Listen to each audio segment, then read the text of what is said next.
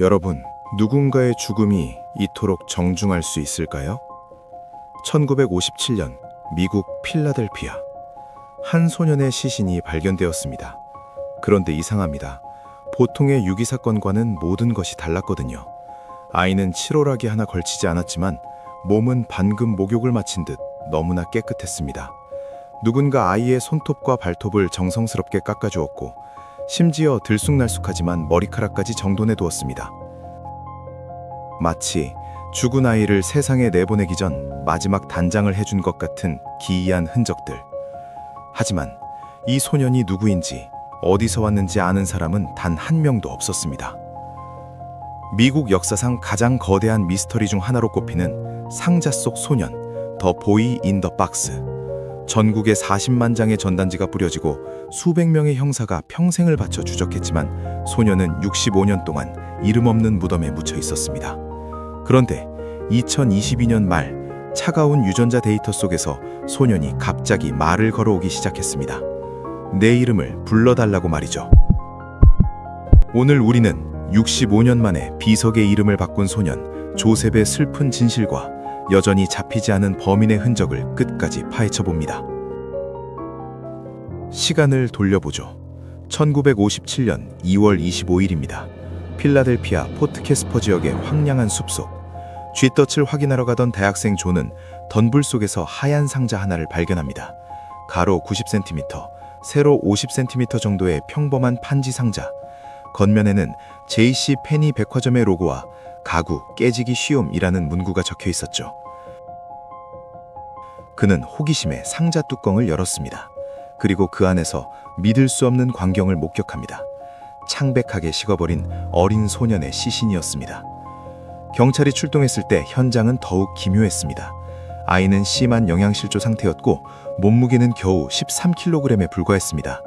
4살 아이치고는 너무 왜소했죠. 하지만 결정적인 단서들이 발견됩니다. 첫째, 청결 상태. 소년의 몸은 너무나 깨끗했습니다. 손가락 끝은 물에 불어 있었는데 이는 죽기 직전 혹은 직후에 누군가 아주 오랫동안 아이를 씻겼다는 뜻입니다.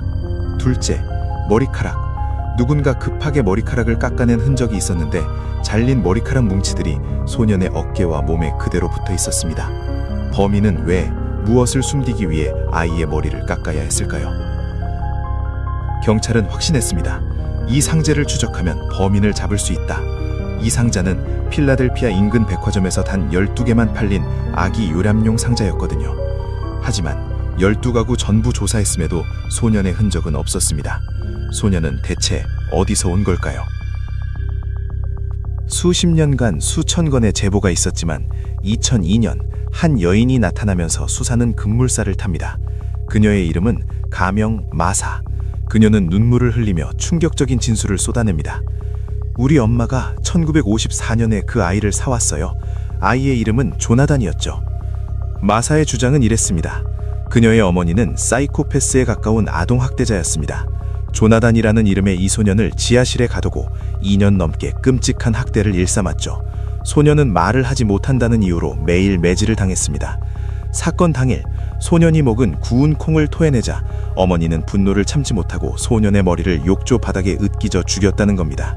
그리고 어머니는 소년의 신원을 숨기기 위해 직접 머리카락을 깎고 상자에 담아 숲에 버렸다고 증언했습니다.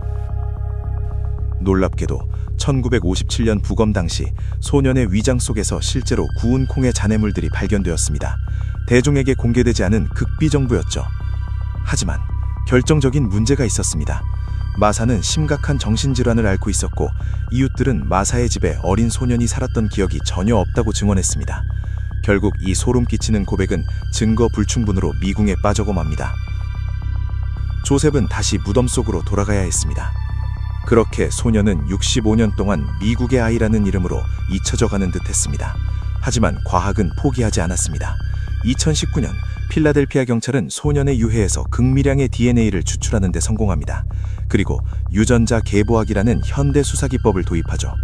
범죄 현장의 DNA를 공공 가계도 사이트에 대조해 친척을 찾는 방식이었습니다. 마치 거대한 퍼즐을 맞추듯 소년의 팔촌, 사촌, 그리고 마침내 조부모를 찾아냅니다. 2022년 12월 8일 필라델피아 경찰총장이 전 세계 기자들 앞에 섭니다. 그는 떨리는 목소리로 선언합니다. 우리는 마침내 소년의 이름을 찾았습니다. 그의 이름은 조셉 어거스투스 자렐리입니다. 조셉은 1953년 2월 13일 생이었습니다. 소년의 부모는 이미 사망했지만 소년의 별다른 형제들이 여전히 필라델피아 근처에 살고 있었습니다. 그들은 조셉의 존재를 전혀 몰랐죠. 부모 중 누군가가 조셉을 낳고는 가족 몰래 어딘가로 보내버렸거나 존재 자체를 지워버렸던 것입니다. 65년 만에 소년은 차가운 상자가 아닌 자신의 이름이 적힌 비석 아래 누울 수 있었습니다. 조셉 어거스투스 자렐리, 이제는 그 차가운 숲속에서 벗어나 이름 있는 곳에서 평화롭게 잠들길 기원합니다. 오늘 미스터리가 흥미로우셨다면 구독과 좋아요로 조셉의 이야기를 널리 알려주세요. 저는 다음에도 잊혀선 안 될 진실을 들고 찾아오겠습니다. 시청해주셔서 감사합니다.